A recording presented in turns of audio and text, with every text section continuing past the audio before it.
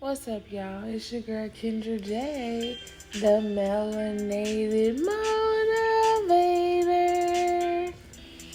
I am here to tell you that it is okay to be fly, because being fly sets the standard for how you build with everyone and everything in your life. What is being fly, you ask? Being fly is first loving yourself. At the end of any situation, beginning, middle, around it, whatever, you have to first love yourself. Others and everything else will come next. I promise. Sometimes there are things in our life that aren't meant to stay. Sometimes change, it may not be what we want. Sometimes change is what we need, though. That's the difference. We have to understand that the habits we create to survive will no longer serve us when it's time to thrive. We have to get out of survival mode. New habits, new life, new intentions. We have to find new ways to elevate. And just like that, you will allow yourself to grow, to thrive at the highest potential. You just got to get out your own way. Affirm with me. Everything I want is attainable. I don't have to compromise. Again, everything I want is attainable. I do not have to compromise. Believe that.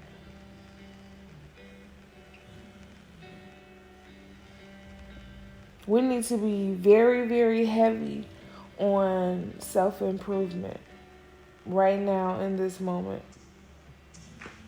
I can't stress enough how it's really me versus me and you versus you.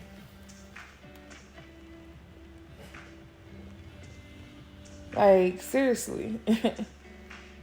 Anybody else going through this weird ass transformation stage of basically like rediscovering and recreating yourself? Because I am. Still shedding old layers and blooming at the same time. It's very, very complicated at the moment. Change is scary. But I found that I would never grow staying in my comfort zone. And you won't either. We have to keep going. We got this. Believe in the process. I mean, you're the one that's doing it, right? A tip from me to you. Work on forgiving your younger self. Don't just work on it, do it. Forgive your younger self, yes. Believe in your current self and be fearless in creating your future self. You are the author of your reality. Notice how as you heal, your attractions change too. Toxicity stops looking like excitement, and peace stops looking like boredom. You start to enjoy the silence. You start to enjoy no longer hearing the noise. This all stems from setting healthy boundaries. That is something that is so imperative. It is imperative to set healthy boundaries, especially for growth. Growth within. Just imagine, like, the person you can become if you create boundaries and stand firm on them. Not with just other people, but with yourself as well.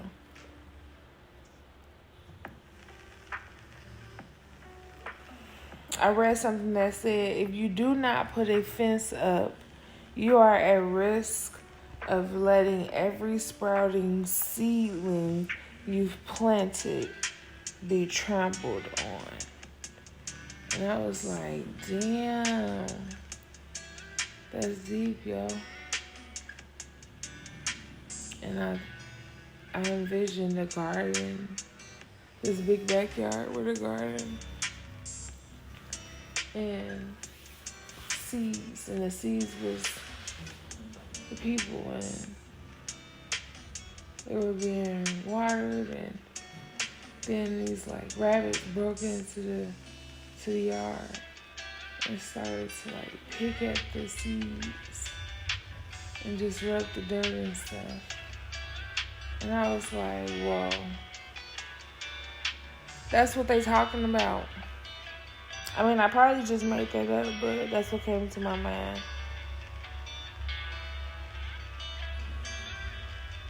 And the moral of it was there was no, I mean, I guess it was a fence, but it wasn't as secure or sturdy. So it really didn't help the situation. But y'all know what I mean. Damn. I don't know where I was going with that. Adulting with ADHD or ADD or anxiety or just being so goofy. Man, story of my fucking life. But anyway, when your spirit tells you it's time to distance yourself from something or someone, you gotta respect that, trust that, and do that.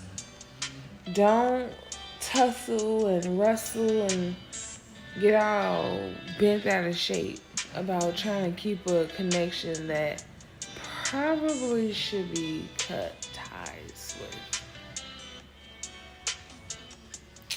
I've learned that the 3 C's in life are choice, chance, and change.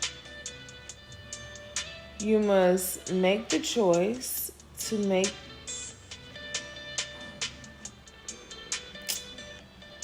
You must make the choice to take the chance if you want anything in life to change. If I write something down to quote, I need to make sure I can freaking read the handwriting. But yes, that's the quote I read.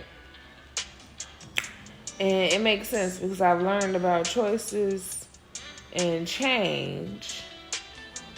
But when you think about it, it's the chance to make the choice and do the change that creates the connection. So it makes sense. Yeah.